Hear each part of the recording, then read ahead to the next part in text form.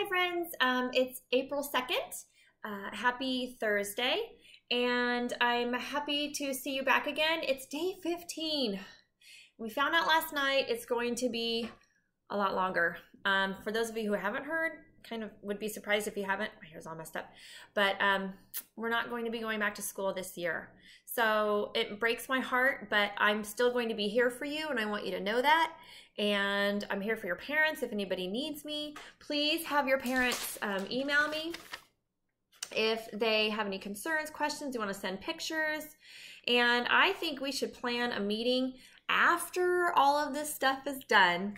We should plan a meeting to get together somewhere in a park or something at the end when we're allowed to get together again. All right, have a little poster for you today because last night was kind of hard hearing that news. We've got to have hope. Just wanted to show you that because we need to have hope in this kind of world. All right, chapter 6. This is our last chapter of Henry and the Paper Route by Beverly Cleary. Ramona takes over. News of Byron Murphy, genius, quickly spread throughout the neighborhood. All the boys and girls for blocks around walked, roller skated, or bicycled past Murph's house several times a day, hoping to catch a glimpse of the new boy and his mechanical man. If they saw him working in the garage, they gathered on the driveway a respectful distance away to watch him as arms made out of pipes were added to the tin body and the tin can head was topped with an antenna. Some were sure the robot would work when Murph finished it. Others scoffed at the whole idea. There was one member of the neighborhood who did not stay a respectful distance away from Murph. Can you guess who it is? I bet you can. Ramona. She was not one bit awed by a genius. Clonking in her high-heeled shoes, she tagged around the garage after him. Of all the boys and girls, she was the only one who thought Tiger was a good name for a dog. She said if she ever had a dog, she was going to name it Tiger after Murph's dog. Murph ignored Ramona, but this did not bother her at all. Henry could see that Beezus was ashamed to have a little sister who was such a nuisance to a genius at work. He felt like telling Ramona not to be such a pest, but he decided he had better keep still. He was as eager as the others to watch the progress of Thorvo. But at the same time, he did not want to call attention to himself and perhaps start Murph thinking about a paper route. So this is a picture of Ramona, and this is Tiger. Goodness gracious. He is a chubby dog, for sure. And this is Ramona not being respectful of Murph, getting too close, getting in his way. Then one afternoon, when Henry had finished delivering Scooter's papers, he went to the barber shop for a haircut.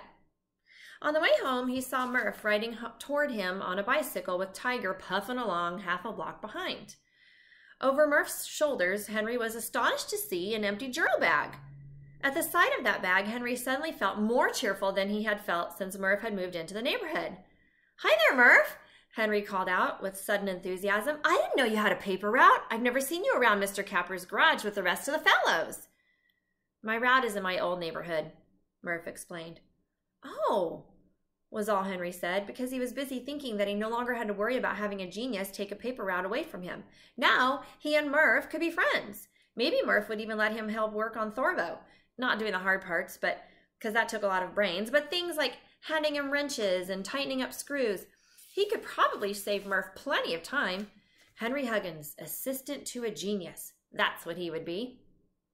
And so, on Saturday, when all the boys and girls in the neighborhood except Scooter, who was still confined to his house, boy, we know what that feels like, don't we, with chicken pox, gathered at Murph's garage to watch the progress of Thorvo. Henry no longer felt that he had to be quiet. "What are you going to make his legs out of?" Henry asked. "Pipe," answered Murph. "Thick pipe when I can find some." "Well, maybe I can find some for you," said Henry eagerly. "If you put a funnel on him for a hat, he would look like the tin," one of the girls started to suggest. Henry interrupted to keep her from annoying Murph with what she was going to say. "You know, there's a plumber over by the supermarket," he said quickly. "He might have some pieces of pipe you could have." Murph did not answer. He was too busy hunting for something in a box. Murph and Ramona came running up the driveway to join the rest. Did I say Murph? Sorry. Beezus and Ramona came running up the driveway to join the rest of Murph's audience. This time, Ramona was not clonking around in high-heeled shoes. Instead, she had perched on her nose the frames of a pair of old sunglasses. They were much too big for her, and to keep them from falling off, the side pieces were tied together at the back of her head with a piece of string. Do you want to see? She looks ridiculous.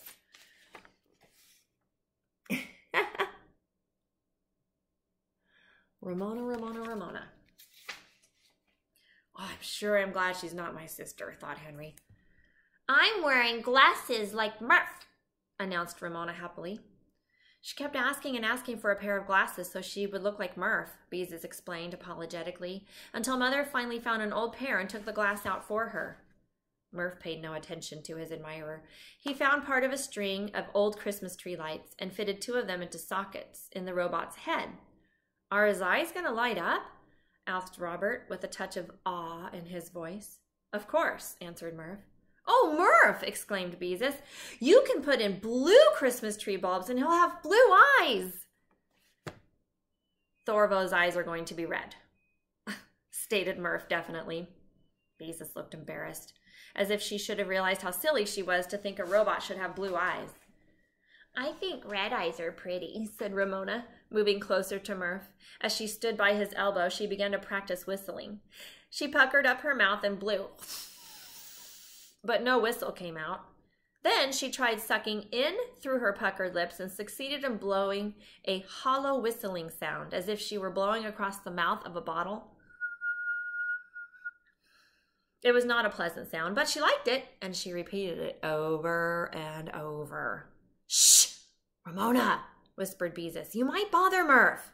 Yeah, agreed Henry, not wanting to see genius disturbed. You better keep quiet. But Ramona went right on whistling. Between delivering Scooter's papers and watching Murph's progress on Thorvo, Henry found that time passed quickly. Finally, the day arrived when Scooter was able to take over his route once more. On that day, Henry went along with Scooter, who was once more his friend, to Mr. Capper's garage. Say, Mr. Capper, he said, satisfied that he had done a really good job on Scooter's route. I do get to take Chuck's route, don't I? Mr. Capper looked sympathetic, so sympathetic, like, I'm sorry, that Henry braced himself for a terrible disappointment. Henry, I'm afraid not, Mr. Capper said kindly. Yeah, you mean I don't get the route after all? Stammered Henry, hoping that he had not understood Mr. Capper. I'm sorry, Henry, answered Mr. Capper. Miserable with disappointment, Henry stared at Mr. Capper. He was too overcome to say anything. He had been so sure, even though Mr. Capper had not made any promises, that this time he was going to get that route. Aw, Mr. Capper, protested Scooter. Henry felt encouraged at having Scooter stand up for him instead of scoffing as he usually did. I thought you needed someone to take Chuck's route.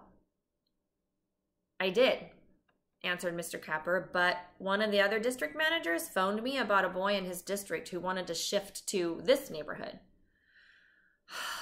Oh, said Henry miserably. So that was why some other boy was going to have the route. It wasn't anything he had done wrong. It was, all the same, Henry felt embarrassed. Everyone who knew how much he wanted a route would think it was pretty funny when somebody else started delivering journals. Everyone would think Mr. Capper didn't want him to have the route. Henry felt especially embarrassed to have the other carriers see his humiliation. If only he had come early and talked to Mr. Capper alone. Henry kicked miserably at the bag Scooter was filling with journals. All at once, a terrible suspicion leaped into Henry's mind. Mr. Capper, would you mind telling me the name of the new carrier? He asked. Can you guys guess? Oh, let's see. Mr. Capper frowned thoughtfully. It was Brian. No, that wasn't it. Byron Murphy? Asked Henry. Yeah, that's the one, agreed Mr. Capper. Great. So it was Murph, thought Henry bitterly, and after I offered to help him find some pipe for his robot's legs, too. Fine friend he turned out to be. Is he someone you know? Mr. Capper asked. Sort of, muttered Henry. Well, Murph had the route, and he did not. And there was nothing Henry could do about it. That in itself was enough to make him want to avoid the new boy. It wasn't that Henry had done anything wrong. It was just that Murph had experience and a district manager to speak for him.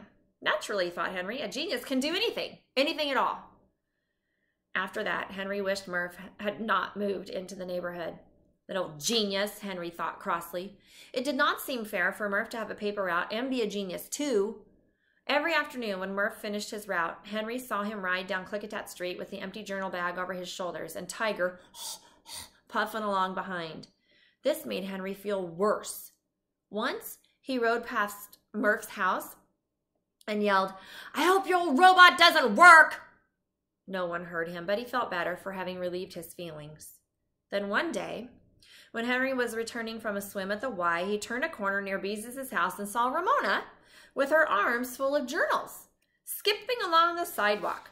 Murph was nowhere in sight. That's funny, thought Henry. "Hey!" yelled Murph, appearing around the corner on his bicycle. "You come back with my papers!" When Ramona ran on down the street, Murph pursued her. What do you know, thought Henry, as he stopped his bicycle and sat with one foot against the curb to watch this interesting scene. When Murph caught up with Ramona, he jumped off his bicycle and yelled, "Give me those papers!" "No!" shrieked Ramona. "I want to deliver them! I'm a paper boy!"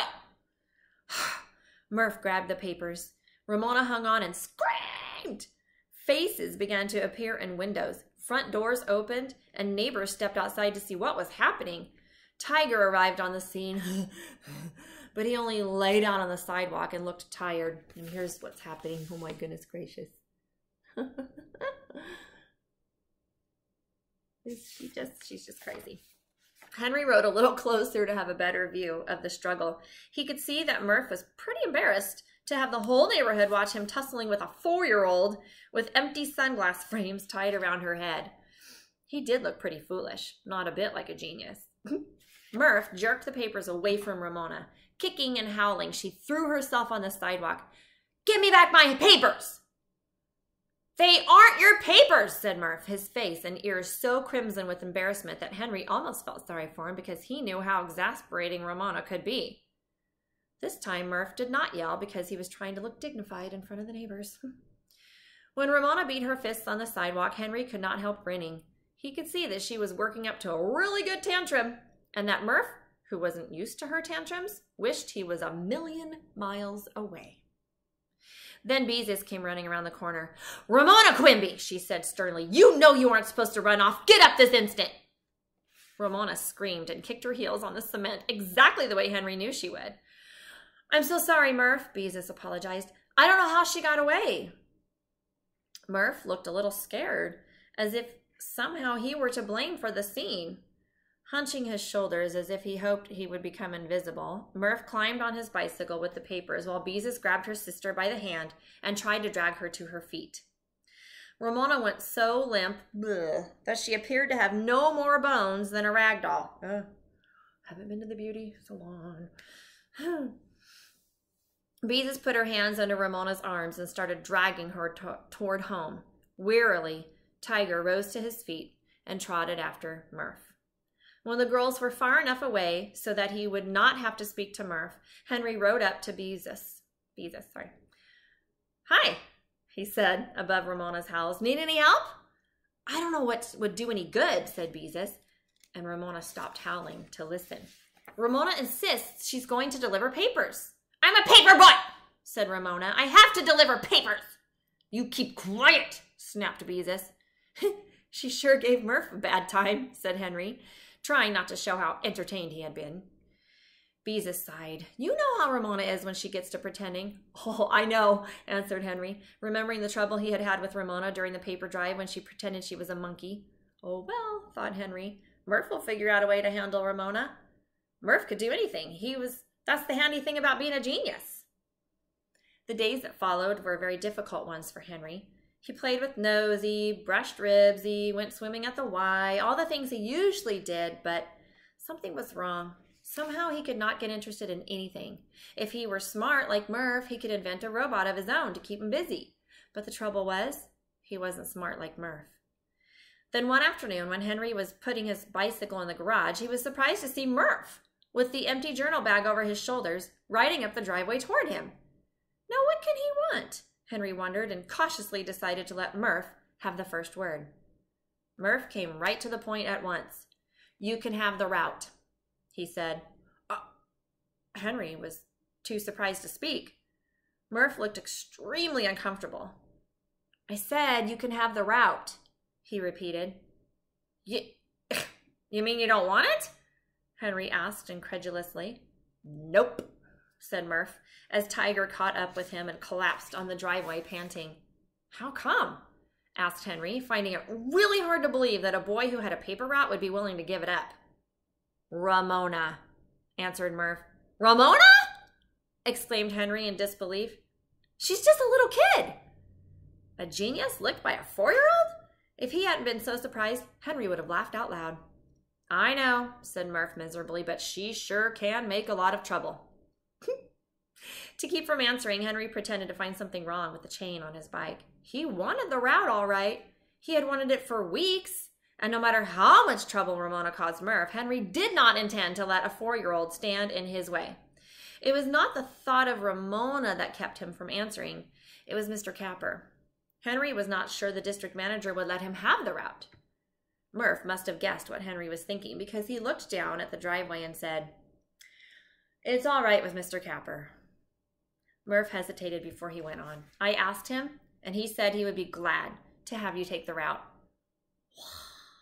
"The route is mine," thought Henry in a daze. "Mr. Capper said so." Murph looked thoroughly miserable as he continued. "I guess I shouldn't have taken the route when I knew you wanted it, but I just had to have it. My dad said my other route was too far away from home, and I needed money to buy parts for Thorvo. Dad thinks Thorvo's a waste of time, so I have to earn the money for parts myself, and, well, I just had to have the route. But I've been having so much trouble, I probably would have lost the route, and anyway, I don't want it. It takes all my time trying to straighten things out, and I don't have any time left to work on Thorvo." Murph's voice trailed away, and he looked unhappily at Henry through his glasses. Henry found himself feeling sorry for Murph, whether he wanted to or not. It must be hard to have a father who thought building a robot was a waste of time, and to have to wear glasses and not be a good ball player. Why, Murph didn't even have a good dog like Ribsy. He only had tired old Tiger. And then Henry realized the importance of what Murph had said. The route really was his. "Sure, Murph," he managed to say at last. "I'll take the route." "Swell." Murph was visibly relieved. He removed the journal bag, pulled the route book out of his hip pocket, and handed both to Henry. Then he began to speak eagerly as if he wanted to make up for what he had done. "I'll have to put Thorvo away for a while until I can figure out how to earn some money for parts, and if you still want to go ahead with that private telephone, I have most of the stuff we would need, and we wouldn't even need to go to the library to find out how to do it because I already know how to build one." "You do?" exclaimed Henry. "Hey, that's swell!" A genius was going to be a pretty good person to have around in the neighborhood after all. "Maybe we can get started on Saturday," said Murph, as he started to leave. "You'll be pretty busy with the route after school." "That's right. My route will take up a lot of my time," agreed Henry. "So long. See you Saturday." Stunned by his sudden good fortune, Henry continued to stand on the driveway in a daze, like, he had a paper route, and all because of Ramona. But somehow he could not quite believe it. In spite of the bag and the route book in his hands, his good luck did not seem real. The next day at school, in order to convince himself that his route was real, Henry mentioned it every time he got a chance. When school was finally out, he went straight to Mr. Capper's garage, where he enjoyed being one of the gang at last. Even more, he enjoyed starting out with a heavy bag of papers on his shoulders. The route was real, all right. Henry had not gone far, however, when he saw something that made him pause. Ramona, sitting on a curb with her feet in the gutter and her little hands folded in her lap. She was no longer wearing the fake sunglasses, and Beezus was nowhere in sight. "Hello there, Ramona," said Henry. In a roundabout way, he had her to thank for the route. "Hello, Henry," said Ramona demurely. "I don't see what Murph was so bothered about," Henry told himself, and went on delivering his papers. And there's Ramona being perfectly perfect. But But we know Ramona, right? Ramona continued to sit on the curb like a good girl. Oh, she just wants to watch, thought Henry, feeling grown up and businesslike. Since she wasn't wearing her sunglass frames, she had probably forgotten all about pretending she was a paper boy. He grinned at the thought of Murph's being intimidated by a little girl who sat on the curb with her hands folded in her lap. Cheerfully, Henry rode into the next street, but as he tossed the papers, he began to have a really uneasy feeling that something was wrong. Ramona had been too good. It was not natural. She must be up to something. Just to be on the safe side, Henry circled the block so that he was riding up Ramona Street once more. There was Ramona, skipping along the sidewalk with her arms full of papers he had just delivered. She was tossing them wherever she felt like letting them fall. "Ooh, that Ramona I might have known," Henry told himself. "Cut that out!" he yelled furiously. Okay, good. I'm worried about my dog getting mad at me for yelling or freaked out. Ramona tossed a paper onto the lawn. A wrong lawn. Pew! Henry took off after her. When he reached her, he let his bicycle fall to the sidewalk while he grabbed at the papers Ramona was clutching. "Give me those!" Henry said fiercely. "No!" screamed Ramona. "I'm gonna deliver them!" Henry knew what was going to happen next. He had seen it all the day before. Only the first time he thought it was funny. Where was Beezus anyway? She might know what to do. Henry jerked the papers away from Ramona, who threw herself on the sidewalk exactly as he had expected. "Aye, this is where I came in," thought Henry grimly. Ramona shrieked and grabbed his ankle with both hands. Henry tried to shake her loose, but she hung on. "Beezus!" Henry yelled. "Beezus! Come here!" Faces began to appear at the windows, and Henry felt extremely foolish and not at all businesslike to be standing there yelling for a girl to come and help him. Ribsy, who had been left at home so that he would not get into fights with dogs along the route, came running down the street at the sound of Henry's voice. Beezus ran out of her house. "Ramona Geraldine Quimby!" She sounded completely exasperated. "It's okay, Soph. You're supposed to be in the house. You know Mother said you had to stay in your room." Ribsy barked furiously. "I'm a paper boy!" Ramona said stubbornly. "Get her off my ankle, will ya?" said Henry. Tackled by a 4-year-old with the whole neighborhood watching? Aye, Henry felt a flash of sympathy for Murph. Ribsy grabbed Ramona's coveralls in his teeth. There was a sound of tearing cloth. Ramona screamed. "Ribsy, cut it out!" Henry ordered. Now people would probably think Ribsy was a ferocious dog attacking Ramona, and there was no telling what trouble that could lead to. And here's the craziness. Oh, my gravy. Beezus pried Ramona's fingers from Henry's ankle and started dragging her sister toward home. "Quiet, Ribsy!" Henry said to his barking dog. "It's all right, fellow. She wasn't really hurting me." "I'm sorry, Henry," Beezus apologized above her sister's howls. "I don't know what we can do." "Ramona, be quiet! Mother says she has to stay in her room until the papers are delivered, but if she doesn't get out one day, she gets out the next." "Well, we've got to do something," Henry said desperately. "I can't have people phoning complaints about not getting their papers all the time. I'll lose my route. Can't you think of something?" "I've tried," answered Beezus. "The trouble is when Ramona knows we don't want her to do something, that just makes her want to do it all the more." "Ugh, I know," said Henry gloomily as he looked at Ramona, who had stopped screaming and was listening with interest. Suddenly, the sight of Ramona looking so pleased to be the center of attention made Henry angry. Who did she think she was anyway? She wasn't so important. She was just a girl who went to nursery school and played in a sand pile, that's all. She wasn't going to get him into trouble. He was 11 years old. She was only 4. If he couldn't figure out a way to keep her from bothering him, he wasn't very smart. Maybe he wasn't a genius, but he was still smarter than a 4-year-old. If she continued her game, and of course she would, unless he did something about it, he would get into as much trouble as Murph had.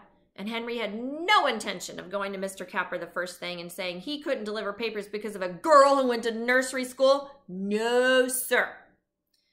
Henry glared at Ramona and thought really hard. The thing to do was outwit her. But how? He had done it once before when she pretended she was a monkey, and he would have to do it again. He could get some old papers and fold them and let her deliver them. No, that wouldn't work. People would pick them up and think he had delivered old papers. Somehow he had to keep her from pretending she was a paper boy. What could he do? And all at once, Henry had an inspiration. If only he had enough time. Henry looked at his watch. The papers did not have to be delivered until 6 o'clock. That would give him about a half an hour to see if his idea would work before he finished his route. All he needed was a box, some wire, a pair of scissors, and some red paint. Nope, his mother's lipstick would be quicker. And a few other things. Goodness, what do you guys think he's going to do? Beezus, you hang on to Ramona, he directed. I'll be back in a half an hour. No matter what happens, don't let her get away. Ramona looked fascinated. She could hardly wait to see what was going to happen. Henry, what are you going to do? Beezus called after him. You'll see, answered Henry mysteriously. Come on, Ribsy. Henry rode home as fast as he could, and when he got there, he worked fast. He had to, if he was going to finish his idea in time to deliver his papers. Scraps of cardboard and bits of Scotch tape fell to the floor, but Henry did not bother to pick them up. There wasn't time. At last, not a moment too soon, his creation was finished. Henry's creation consisted of a cardboard hat box with a wire coat hanger fastened upside down to the top. In one side of the box, he had cut 2 holes for eyes and a mouth. These he had outlined with lipstick because Ramona had said she liked red eyes. Henry set the hat box over his head and looked into the mirror. Not bad, he thought. Not bad at all. Really gruesome. Of course, it was pretty crude, but a girl who could pretend that a jumping rope was a monkey's tail would not be too particular. Goodness, Henry, exclaimed Mrs. Huggins as Henry dashed through the living room. You scared me. Henry did not even stop to talk. He rode as fast as he could to the Quimby's house, where Beezus and Ramona were waiting on the front steps. Henry! Exclaimed Beezus when she saw his cardboard head. Are you getting ready for Halloween? Nope, said Henry, as he lifted off the head and held it out to Ramona. How would you like to be a mechanical man like Thorvo? He asked, and held his breath as he waited to see if Ramona liked his suggestion. Ramona beamed. There was nothing she liked better than pretending. Henry relaxed and set the head on her shoulders. Now remember, he cautioned, a mechanical man can't move very fast. And he jerks along when he walks. That was to keep her from getting any ideas about being a robot who delivered papers. Clink, clink, answered Ramona, jerking down the steps. And a mechanical man can't bend at the waist because he doesn't have a waist, Henry added. Clink, answered Ramona. Do you want to see? That's what he created. Pretty creative, huh?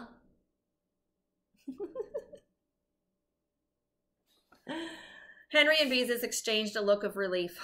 His route was safe.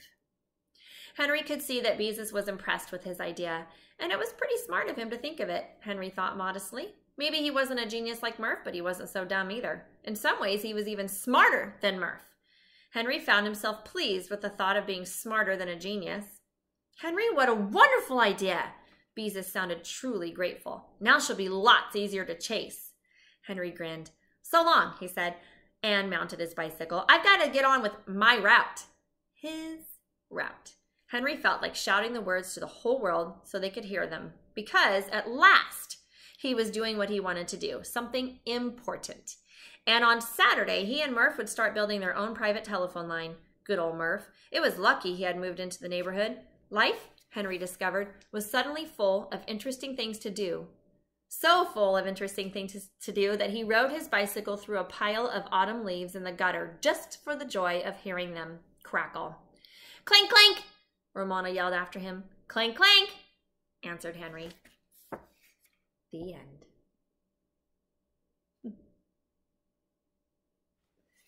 So that was the end of Henry and the Paper Route by Beverly Cleary.